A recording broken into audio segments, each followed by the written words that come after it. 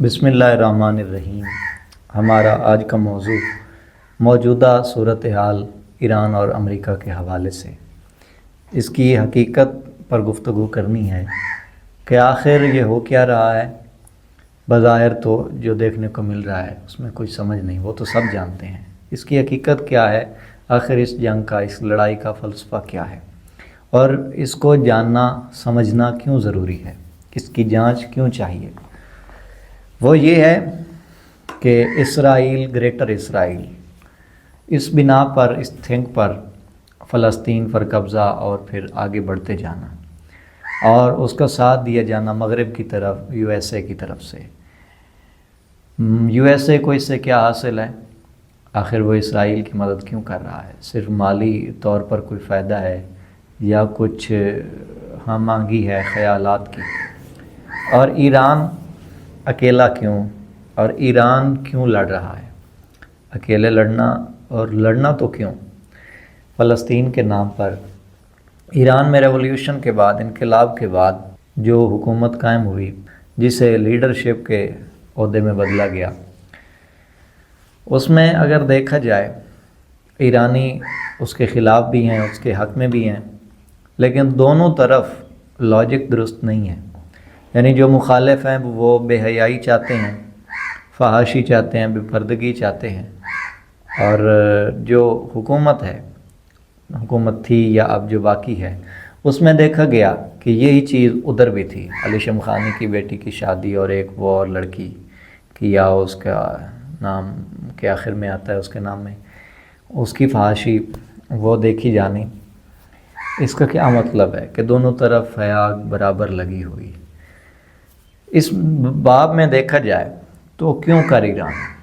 ایک تو اس حکومت کی، اس لیڈرشپ کی اسلام کے نام پہ سیاست تبھی قائم رہ سکتی تھی کہ جب کوئی عنوان ہو سیاسی، اور وہ فلسطین بن گیا۔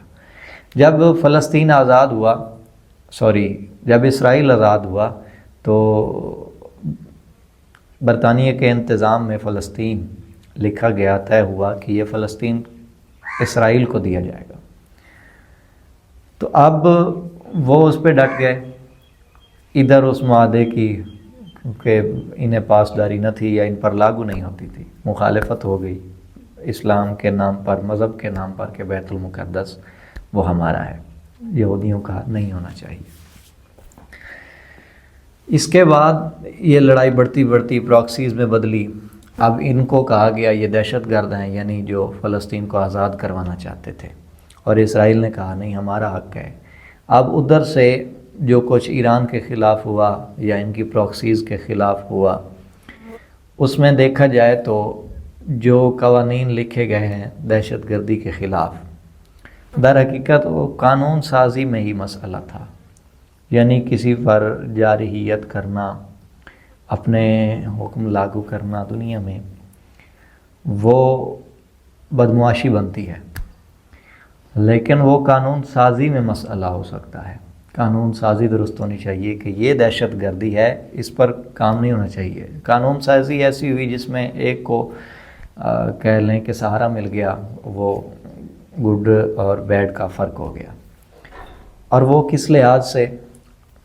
وہ اس لحاظ سے کہ وہ ہر کسی پر چڑھائی کرتے جانا، ہر کسی پر، جو کہ غلط تھا۔ یعنی گریٹر اسرائیل کے نام پر، جو کہ گھناؤنا چہرہ نظر آتا ہے، یعنی اسے پسند نہیں کیا جا سکتا۔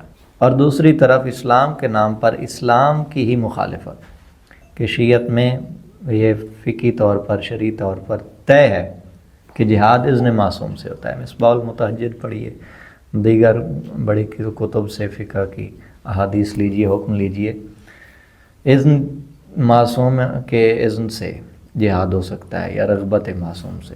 یہاں نائب امام بنا کر اس کو اس میں ڈال دیا گیا، جو کہ غیر شرعی پہلو ہے۔ اس لیے اس کی پورے مذہب سے، یعنی پوری فقہ سے تائید نہ ہو سکی۔ علماء خلاف ہوئے، عوام خلاف ہوئی، اور نتیجہ ہم نے دیکھ لیا۔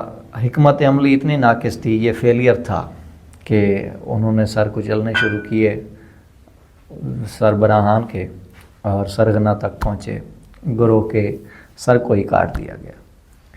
اب اس میں ہم تو مولا کی ہی امر کی اطاعت کر سکتے ہیں، لیکن اس میں سمجھنے والی بات کیا ہے کہ جو کچھ ہوا سو ہوا، ہم مولا کے ساتھ ہیں، ہم ان پراکسیز میں یا اس کسی معاملے میں نہیں تھے، اس فنڈے میں ہم نہیں، مولا کے انتظار میں ہیں۔ اور جہاد تو فروع دین سے بھی اگر دیکھا جائے جو طے کیے گئے ہیں تو نماز، روزہ، حج، زکوٰۃ، خمس، جہاد کس جگہ پہ آتا ہے؟ نماز روزہ کے بہت بعد آتا ہے، اور یہاں اولین ترجیح دی گئی۔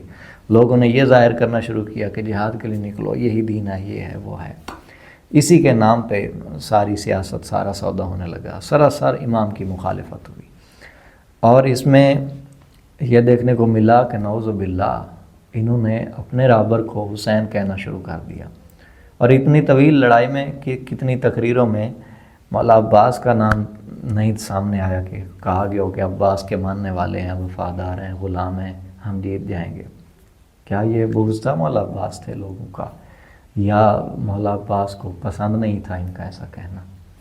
خیر، نتیجہ یہ نکلا کہ لوگوں نے امامت کی توہین کی، امام زمانہ کو بلا دیا۔ اب اس وقت عالم یہ ہے کہ لوگوں کے روتے چہروں سے معلوم پڑتا ہے، روتی آنکھوں سے دیکھا جاتا ہے کہ ان کا ایک ہی سہارا تھا، اب کوئی سہارا ہی نہیں ہے، یعنی امام کو بھول چکے، پیٹھ پھیر چکے امام کو۔ تو ایسے میں کیا کرنا ہے کہ وہ جو کچھ ہو رہا ہے وہ دجال کے لیے رستہ صاف ہو رہا ہے، اور جو امام کو ماننے کا دعویٰ کرنے والے ہیں وہ اتنے غافل ہیں، انہیں معرفت ہی نہیں کہ امام کی مرضی کیا ہے، امام چاہتے کیا ہے، امام یہ لڑائی چاہتے ہیں یا نہیں، امام کا حکم کیا ہے وہ معلوم ہی نہیں، لگے ہیں بس، اور امام کی مخالفت کر رہے ہیں، امام کا حق غصب کیا جا رہا ہے، مخالف کو بڑا بنایا جا رہا ہے، جو کہ سراسر قبول نہیں کیا جا سکتا۔ تو عالم اسلام کو اپنے امام کو دھوکہ نہیں دینا چاہیے۔ اس وقت ہماری ذمہ داری یہ ہے کہ ہم اپنے وقت کے امام کو پہچانیں۔ مات ولم یعرف امام زمانہ ہی مات میتۃ جاہلیہ، جو اپنے وقت کے امام کی معرفت کے بغیر مر گیا، جاہلیت کی موت۔ تو اس اصول کو اپنانا چاہیے، ہمیں اس بات کو سمجھنا چاہیے۔ بہت شکریہ۔